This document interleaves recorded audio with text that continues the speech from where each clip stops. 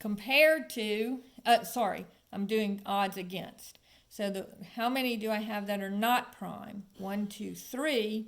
And then how many are prime? 1, 2, 3. So this is 3 to 3 or 1 to 1 odds. Okay? If I said, what are the odds that I get a number 5 or greater? Odds against again. 5 or greater. Now, again, how many numbers are not 5 or greater? 4. So I'm looking at, because it's against, I'm looking at the ones that are not 5 or greater first. And then how many are 5 or greater? 2. So that would be 4 to 2 odds or 2 to 1 odds. All right? Now what would be the odds for getting a number less than 0? So do I see any negative numbers up here? No. So that would be, the odds for getting less than 0 would be 0 to, and how many ways can I not do that? 6. All right? So there's no ways to getting the number less than 0, and there are 6 ways of getting the number that is greater than 0. All right, and then let's look at the odds against.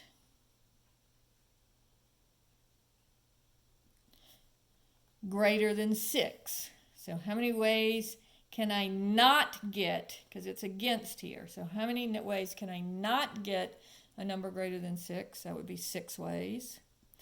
And then how many ways could I actually get a number greater than 6? So that would be 0. All right? So those are odds. Now, notice that the probability of getting what you want is being compared, this is 4, the probability, 1 minus the probability of getting what you want.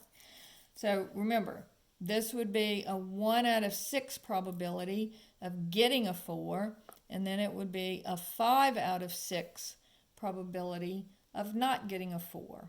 So that would be 1/6 compared to 5/6, and then multiply them both by 6, and I get 1 to 5 odds, which is what I got before. So if I know the probabilities, I can go from the probabilities to the expected values, or I can go from the expected values to the probabilities. So the probability against would be 1 minus the probability of getting what you want compared to the probability of getting what you want. All right, so that's the odds against. So let's say that I know that the probability of event E occurring is 2/5. What would be the odds of getting, the odds for this event occurring? Well, there's 2 ways to get what you want. There's a total of 5 ways of doing it. And so what would be the number of ways of not getting what you want? So it would be 5 minus 2, and that would give you 3. So the odds would be 2 to 3. All right? Or if I said the probability of event E occurring is equal to 3/4. What would be the odds against?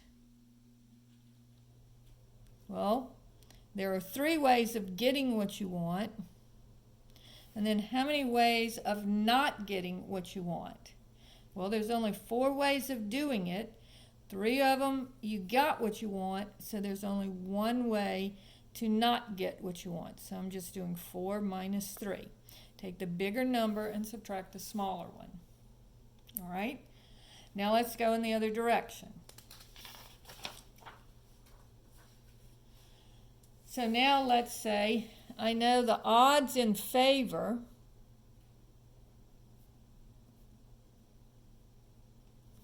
of event E occurring is 3 to 5. All right? So there's 5 ways of getting what you want, 3 ways of getting what you want and 5 ways of not getting what you want. So what would be the probability of event E occurring?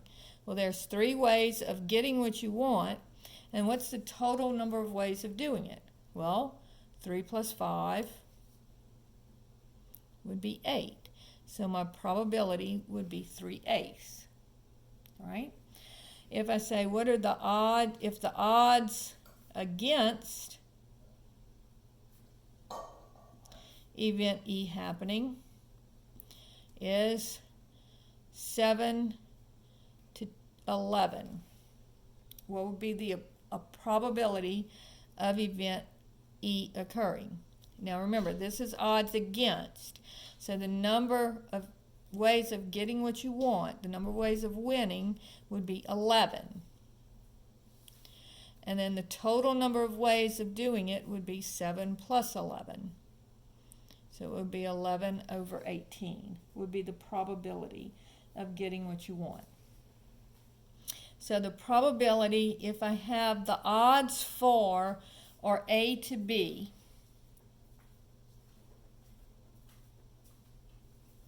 then the probability of event E occurring would be A over A plus B. And if it's against, is A to B, then the probability of event E occurring would be B over A plus B. Because when it's odds against, the number of ways of getting what you want would be here.